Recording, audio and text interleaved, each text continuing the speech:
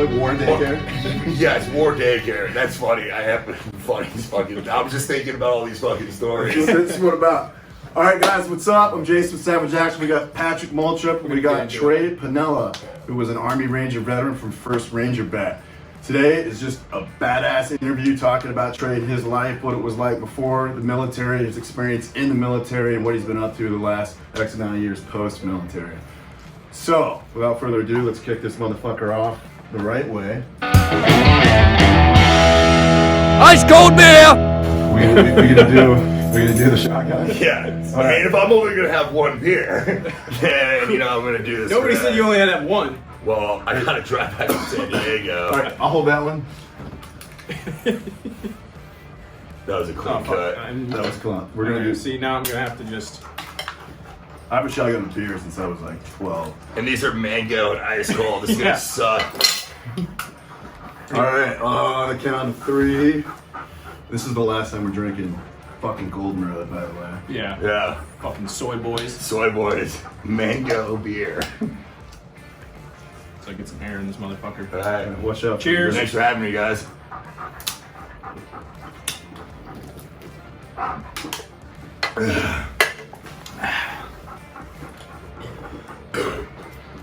It's cold. That was good. All right. Yeah, it causes like a pain in the back. Yeah. Feel good. In the spine area. All right, so Christ. Trey Panella, the man, the myth. Well, we're missing somebody. Oh, yeah, good point. Yeah. Very important person. Tyson, come here, buds.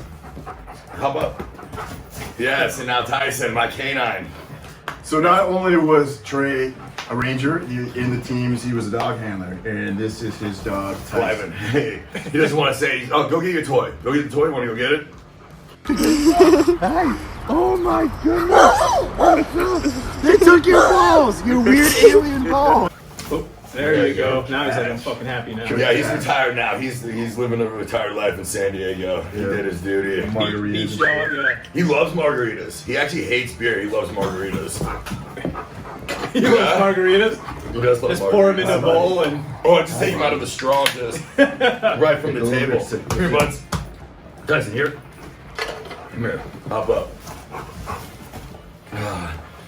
So yeah, back to it. So let's start from the beginning. Trey, tell us, your life story, man. The early life, like pre-ranger. Yeah, pre-ranger. Pre-ranger. Now we can Like, go into pre-ranger. Before fast. you became an army of one. Before I became an army of one, smartass. All right. Yeah, man. So I grew up in Denver, Colorado. Actually just outside of Denver, Littleton. I say Denver because Littleton's known for Columbine High School, and it's just. I was like, where have I heard Littleton before? You're like, oh, never heard of Littleton. Well, it's known for Columbine High School. Nothing really that cool. So, aunt and uncle and cousins are from Littleton, man. They went to Arapahoe High School. I went to Heritage. That's our rival high school. Yeah. Your aunt and uncle went there? Makes sense. Cousins. Oh, cousins. Yeah, dude. So did the most teenagers do, partied a lot, but I did do some explicit shit. I definitely sold drugs to my community for a while. I graduated in 2008. I didn't want to go to college, and I wasn't ready for the military. So I decided to work for a cable company. So I became a cable man at 18 and discovered quick Cable guy. that the best way to sell drugs was in a cable van. Nobody expected it. So you could clock in to a fucking job, go install some cable at an apartment complex, stay clocked in so like my supervisor would see. So you're like double dipping basically. Oh yeah. Yeah. So my supervisor would see that I was on job site, I would finish and then I would go around and sell drugs out of my van, close shop, go to the next one. So you know how when you have a cable company, when they tell you they're going to be there between 8 and like... Yeah, you thanks for that 12-hour time span. That's why, because half of us were selling drugs out of our fucking vans. No. So I did that for like 6 months, just one day woke up, I'm going to come down from ecstasy and decided that I didn't want to do that anymore, right? So that was it. It was just like, God, I'm tired of being high as fuck. Let me do something with my life. Yeah, I was tired. That's exactly how it was. I was done doing that shit. So I was like, you know what? I'll fucking always thought about joining the military.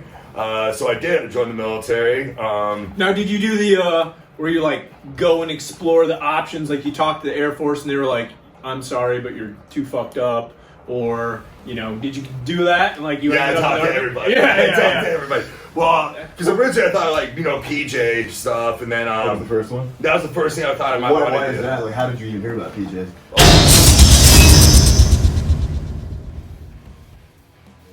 So my godfather was a Team 6 sniper for 26 years. So I knew a bunch of stuff about the military already. I was actually born in Virginia Beach, so like a heavy SEAL background. So why didn't you go in the Navy? I can't fucking swim. Can't swim well. Good answer. Can't fucking Good answer. swim, yeah. For all those of you that want to fucking become in the Navy, go in the Navy and you can't swim. There you go. Yeah, so I decided The army will take you. the army will take you. There's very little water shit you have to do in the army. Yeah, so I fucking decided to join. I didn't go in with an option 40 contract. With the option 40 contracts, it guarantees you to go to Ranger selection. RASP, RASP. right? Yeah. But I went in. I was like, dude, I don't want to be fucking a pogue. Normal infantry or anything like that. So I worked my ass off, and I got the option 40 contract in basic. Went to airborne school. That was a fucking joke. And What then, company were you?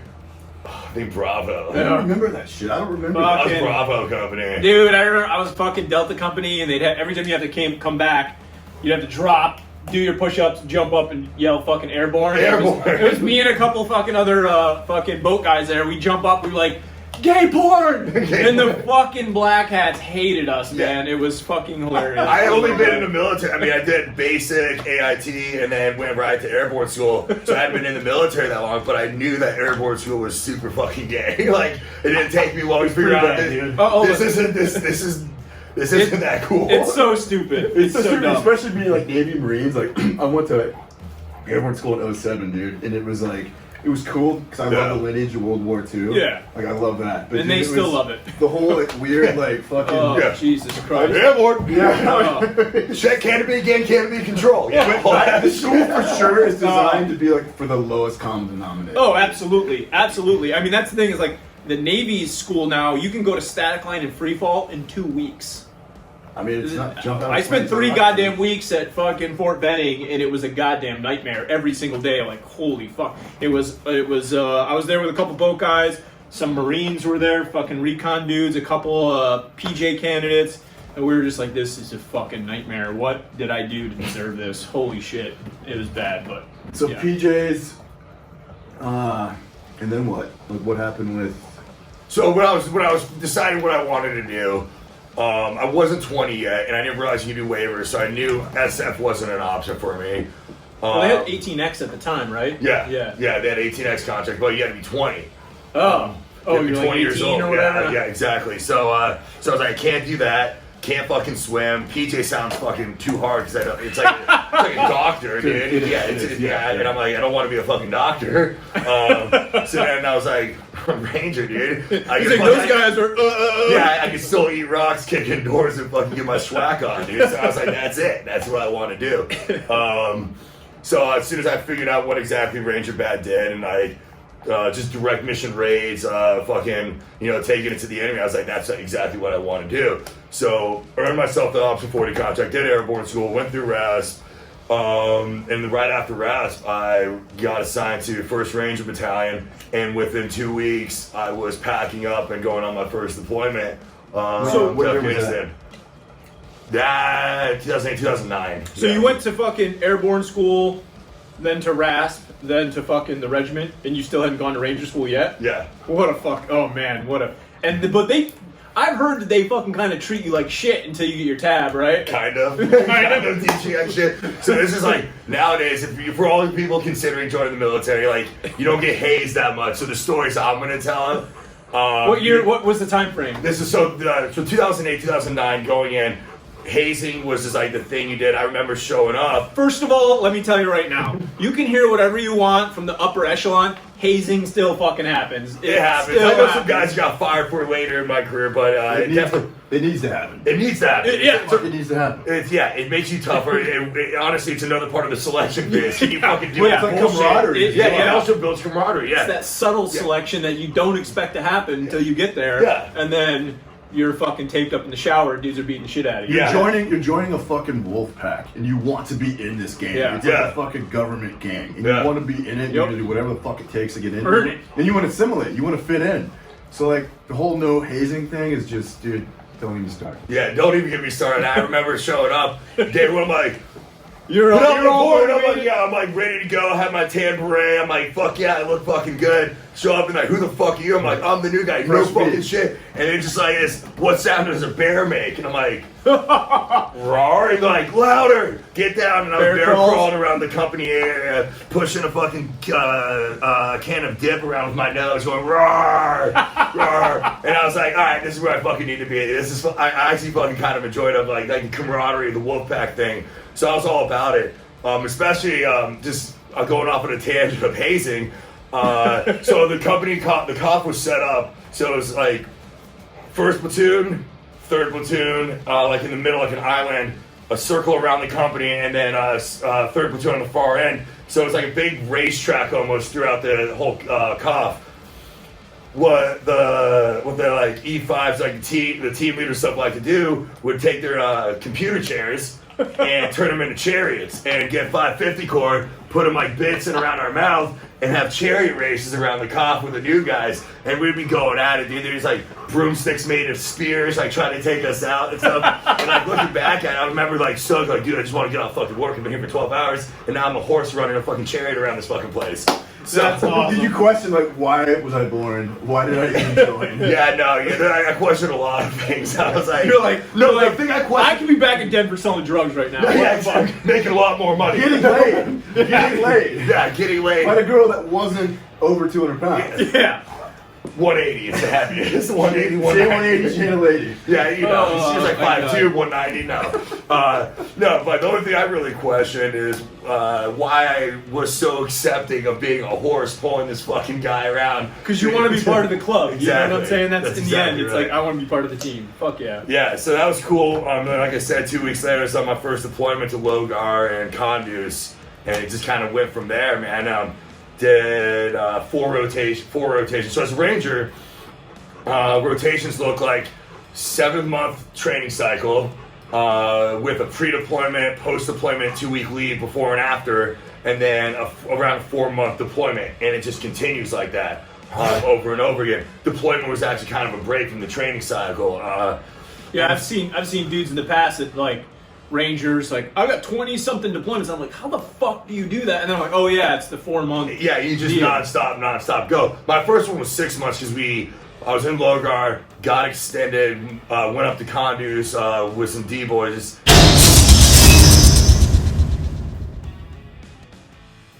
And attached to them for like another 2.5 months, and then went home. So that was my first, and that was like 2 weeks after rest.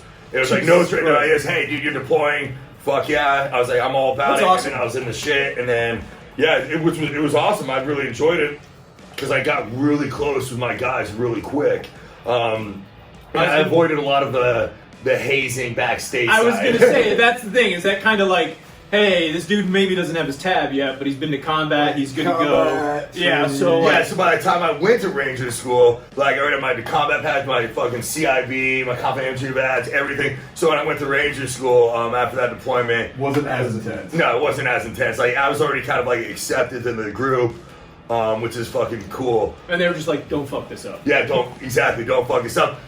Which I did. So yeah, well, you know, not my fault. Weak genetics, you know, as fucking this Marsoc fuck is gonna say. Go to Ranger School, day one, water confidence course. It's like October in Fort Benning in Georgia. Georgia doesn't sound like it would be very cold, but it's fucking cold.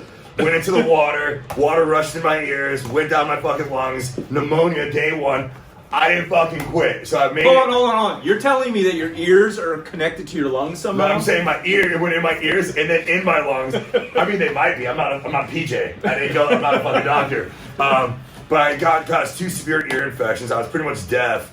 and then pneumonia. So I made it up to Derby Face. So I made it about 2 weeks before one day I woke up That sucks, and yeah. I couldn't move. They had to lift me up, put me in a gator, and take me to the hospital. Part of my disability is from that. I had permanent brain damage from I was running like 103 degree fever for 2 weeks, and I spent about 4 days in the hospital. So Jesus. my platoon wasn't that angry about it. Like, dude, you tough it out as long as you could. Went back, did a training cycle, sent me back, and then went mid-rotation on the deployment because I went straight through the second time I went. Fuck yeah. Yeah. Made it. Good. Yeah. That's brutal, man. Yeah, it was like from day one of like getting in, it was just like non-stop. I mean, fuck the entire fucking time. And how many days into how far in is Derby phase? That's first phase, right? Yeah, so you go through a week of like rap week where it's you do the 12-mile ruck, PT test, Malvesti obstacle course, which is just an obstacle course filled with mud. But the RIs, the regiment instructors, just piss in it the whole time. So it's pretty much just mud and piss. They don't really piss in a guy. They absolutely piss in it. They absolutely piss in it. So let me ask you this, man, and I wanted to ask this question. He's like, I fucked up my toy. I'm done. Yeah, he destroyed your toy. I apologize. So a lot of these schools in the military, soft schools, special operations schools, are very similar in all the ways, and especially through these ones that produce the MLS.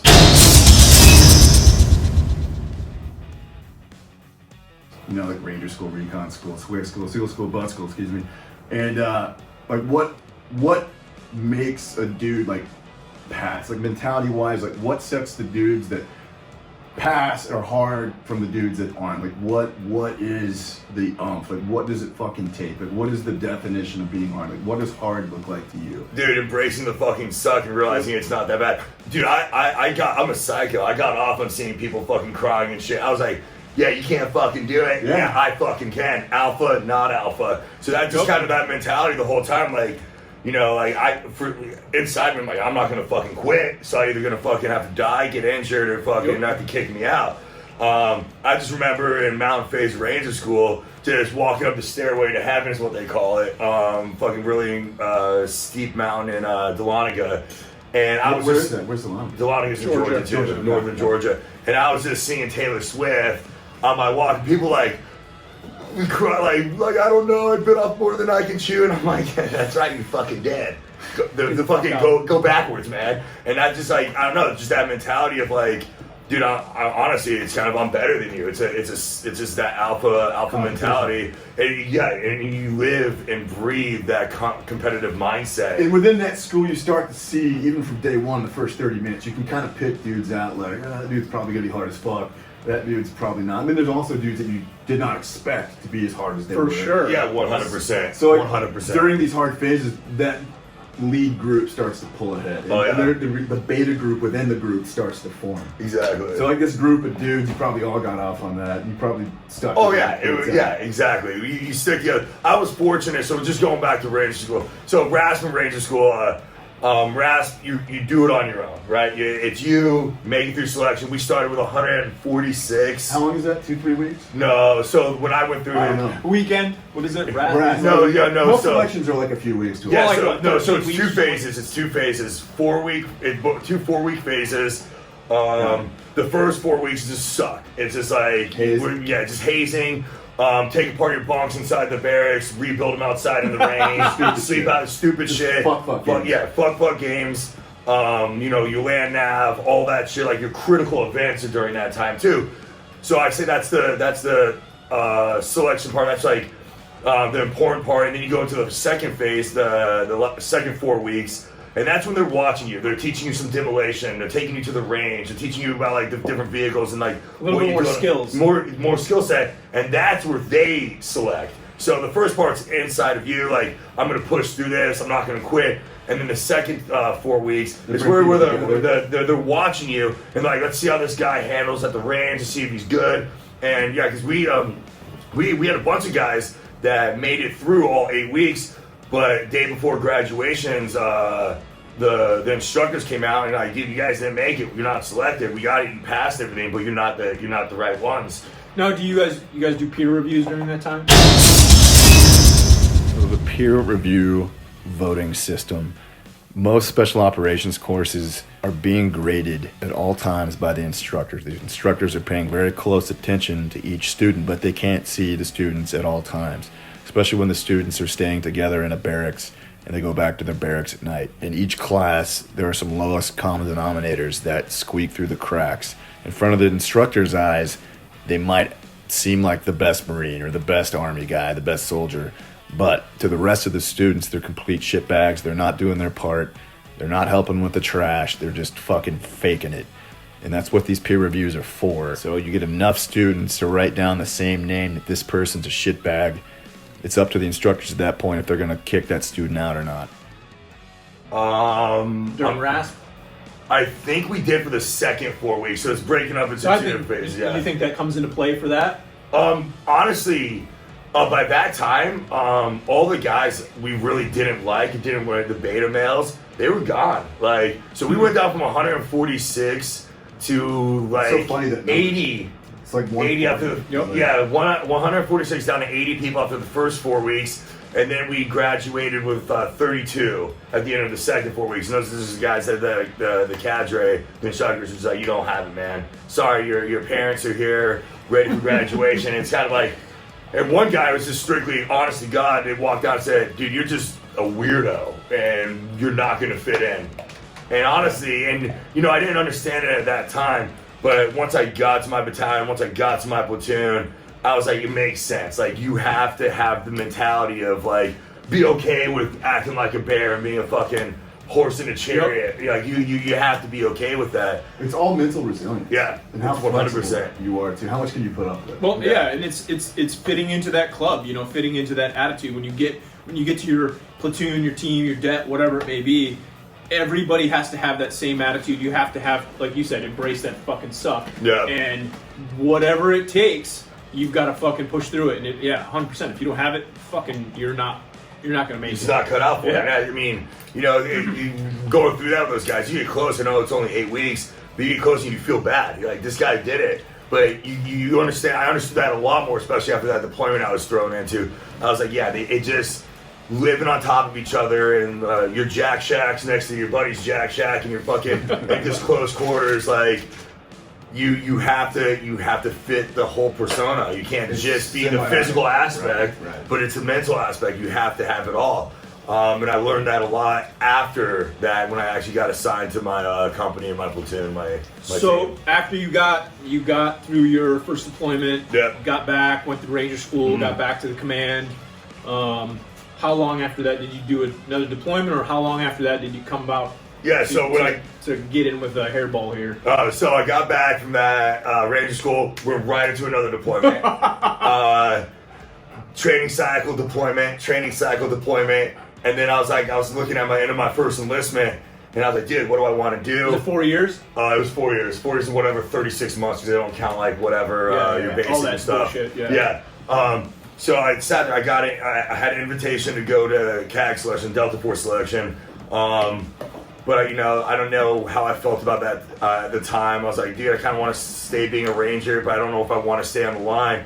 So I had options to go, the sniper route, and then I didn't really want that. I have ADHD. I don't want to sit and fucking stare at things and wishing for a chance to smoke a dude. So I was like, dude, and dog handler, like, you're up front. You go through every door first or second at least. You're your one man team with your dog. You're solely responsible for your failures and your successes. And I really like that concept of being up front, being a trigger man still. And if I failed, it was on me. If I fucking succeeded, it was on me. And I really like that concept. So how long have dogs been a part of the Ranger team? So That you know of? Yeah, so 2008 they formed Ranger Dog Hounds, where you can actually. He's gonna eat that tire. Okay. Yeah. So. And he's already fucking eating. Hey, come up here. Hey, Tyson, leave it. Come here. Hey, hop up here. I don't want you to swallow that and puke in the car and then drive back down. All right. Such a good dog. Yeah. So the only English word he knows is here. Everything else is in Dutch. But what were you saying before I got distracted with this? How it came, kind of. Oh yeah. So 2008,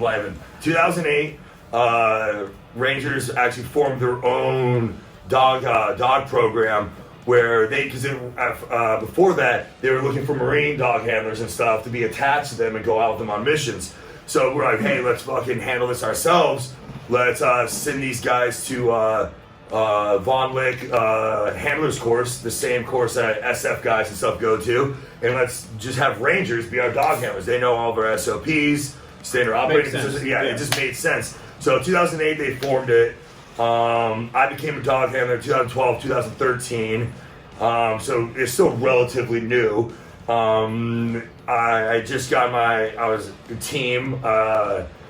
team leader at the time, and I was like, dude, I don't know if I want to be a team leader. So does that separate you from that? Now you're in that team leader position, and you decide you want to become a dog handler. Yeah, that takes you out of that. Right? It takes me out of that. I decided that now you're like the platoon's dog handler. Yeah, so how it works is you go through the handler's course, and you come back and you get assigned to a platoon that you're going to do your training cycle with and do your deployments with. So you're much like an attachment in a sense. Yeah, you are. It's kind of cool doing that. Yes, you're a dog. You're the dude on the the Signet dude. You're now part of that element that makes the whole fucking sphere. Yeah, exactly. And without having to explain to a Marine, no offense, what our SOPs or anything are, it just flows naturally. Yeah, which is really. Well, that's why all these attachments go through similar workups, so that's symbiotic relationship is built. They understand at the basic level stacks and movements and wedges, you know what I'm saying? So they're not completely like, But to go back on like becoming a dog handler, so I made the decision to become a dog handler on my fourth rotation, my fourth deployment. I was in Logar again, and where is that in Afghanistan? It's northern Afghanistan. It's like in the mountains. It's pretty much the shittiest place to get deployed because it's always snowing. It seems like, or it's fucking burning hot because it's a higher elevation. It's like 6,000 feet elevation there. But yeah, so they sent I decided I want to be a dog handler, re-enlisted overseas. Then they sent tax-free re-enlistment, which I blew in Vegas after that deployment.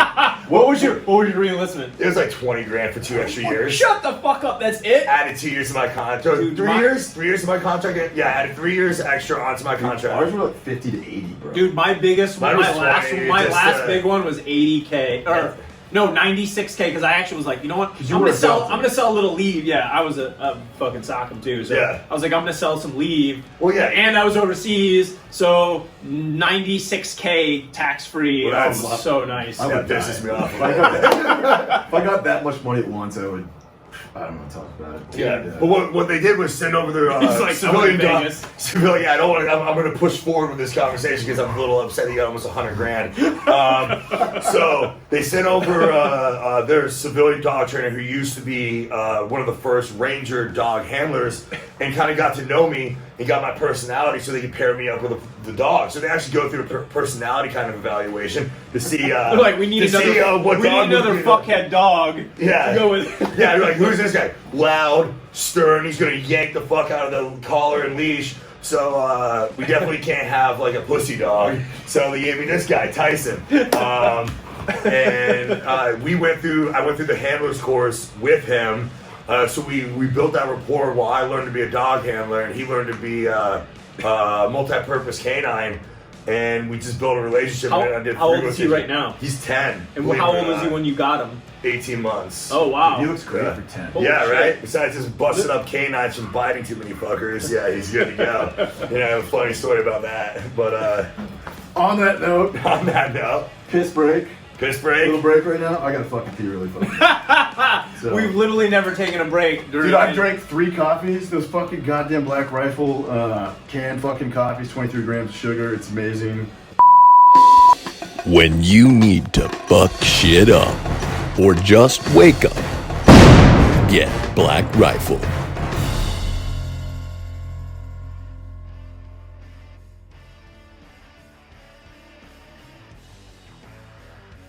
Thanks for watching Savage Actual. I hope you guys enjoyed these. This is going to be cut into a couple episodes, I'm sure. We appreciate you coming out. Thanks for having me. Tyson coming out. He's pumped. And yeah, awesome. Follow Trey. He's got. What's your Instagram? Yeah. So follow Trey Allen _fitness _. That's where I do a lot of my personal training, online coaching, and stuff like that. Building that up. Maybe being an actor, Channing. I want to be in 23 Jump Street, bro. You're bringing up Tyson being gay. Yeah, me too. Another cameo, right? And also, if you're interested in the Ranger route, He's got a lot of connections beside his own experience in the range community. If you're a younger guy, gal that's interested in that route, hit him up. Yeah, DM me. Questions. Yeah, DM me. Again, Trey Allen _fitness _ Ask me any questions. I'm more willing to help than just like you guys. So yeah, hit me up. Make sure you guys subscribe If you want to Savage Actual. Make sure you like this video and check out our socials as well as this motivated individual. And yeah, thanks a lot. We got more to come.